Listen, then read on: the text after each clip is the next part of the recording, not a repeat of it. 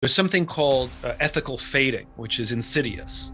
And ethical fading is when people make unethical decisions, believing they are still within their own ethical framework. In other words, they don't think they've done anything wrong, right? And we see this, extreme examples are when a pharmaceutical company will raise the price of an essential drug for which they have the patent 500%, 800%, 1,000%, 1,500% to meet some financial objective, which is not illegal, but wholly unethical. And we always drag them in front of Congress and say, why did you do it? And they all say the same thing. We didn't do anything illegal. No, but my goodness, that was unethical, right? What happened at Wells Fargo, same thing. People started opening fake bank accounts to help them meet their short-term financial objectives. In some cases illegal, but in many cases wholly unethical. And one of the things that happens in ethical fading, one of the criteria that allows ethical fading to happen is the overuse of euphemisms, where we use language to distance ourselves from the impact of our decisions, right? So for example, you ask most CEOs, would you ever spy on your customers? Of course we would never spy on our customers. That's insane. Data mining, we love. We love data mining, right? Now, just call it what it is. It's spying on your customers, right? And you'll find that if you actually call things for what they are, your ability to navigate those ethical pitfalls actually becomes a lot easier.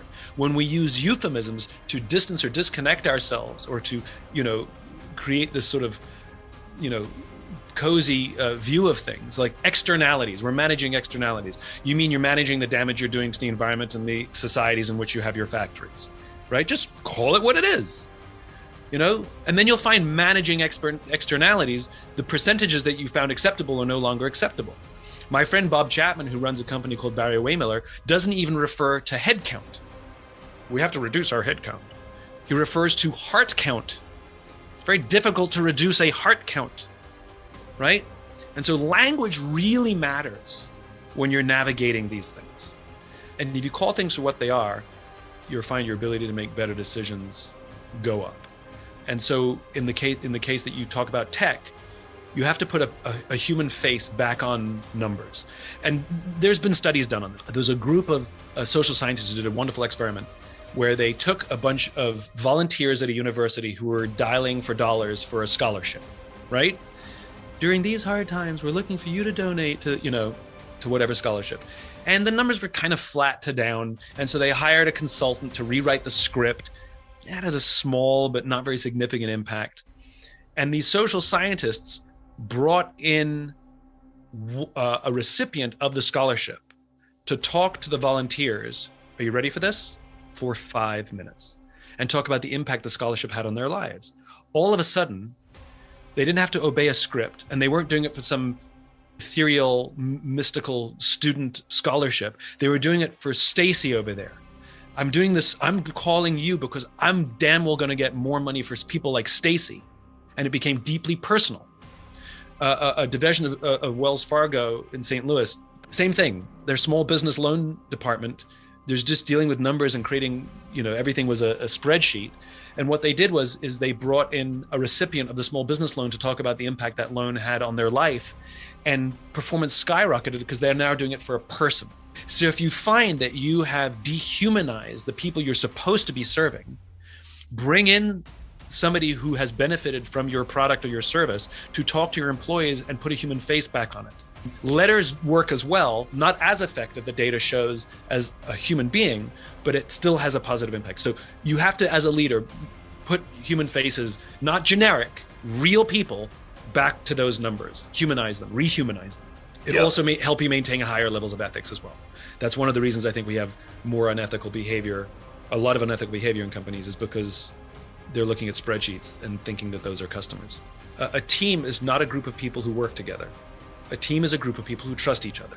And just because you were assigned to work with somebody doesn't mean you're a team yet. You have to do the hard work of building a team and creating teaming. Whether a leader is assigned or whether a leader emerges, and it doesn't matter the rank, a leader recognizes that they have a responsibility to see those around them rise. It's not about them and their glory. It's not about, I did all the work, And what's fascinating is a team of average performers is outperform a team of high performers every day. for all of the reasons we're talking about, which is, are you in service to your team or are you in service to yourself? When I used to teach way back when, I did team projects and the university advised me because I made the teams, I didn't let them choose. I would put my top performers on one team. I'd put my bottom performers on another team, and then I'd spread out the average. Because my original instinct was to take my top performers and put one of them on each team, right? And the university said, don't do that. And so I followed the university's guidance and I put all my top performers on one team. And literally, as I announced the teams in the class, the rest of the class were like, come on, like I'd stacked the deck. My top performers never, ever, ever got the best grade for their group projects. Never. My top performers spent more time in my office going, but I'm doing all the work and that person's not doing the work. And is it going to affect my grade? And what happens about my grade, me? The average performers, because they knew that they were middle of the pack, they worked together a hell of a lot better. And they always, every year, outperformed the top team. Every single year, because they were devoted to their team rather than themselves. They were more concerned about each other's grades and the group grade rather than my grade. And so that's part of teaming. It's showing up for the team and service to the team, not worrying about the disparities of who's doing more or less work. It doesn't matter. If somebody's doing less work, then brush them aside. Like, so what? They're going to get your grade. I mean, welcome to life. Yeah, it's unfair. Yeah. Congratulations. Yes, it's unfair. You did all the work and they got a good grade. What do you care about them? Worry about yourself, right? And so this is what teaming is. The hard work of teaming is actually the hard work of learning to build deep, meaningful relationships. And I guarantee you, if you can learn the skills to be a better listener, a better team player in your group project, you will find weird things happening in your friendships and your relationship with your parents and your siblings and your girlfriends and your boyfriends, which is, you'll notice that those relationships are getting better too, because the skills are human skills and they're transferable professionally or personally.